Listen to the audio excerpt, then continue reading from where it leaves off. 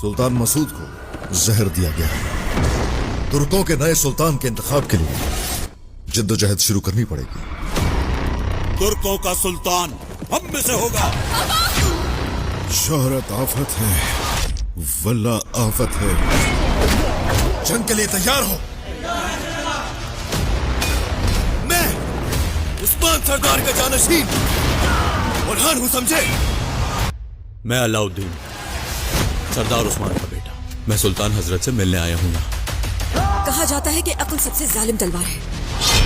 देखते हैं किसकी तलवार ज्यादा जालिम है।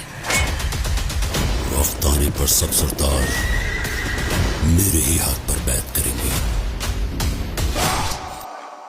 किताए, अतरानोस, इन कलों को जब फतह करेंगे तो फिर हम जल्द ही बुरसा फतह कर लेंगे उस्मान साहब। ए कदीम बुरसा, या तो तुम या फिर मैं।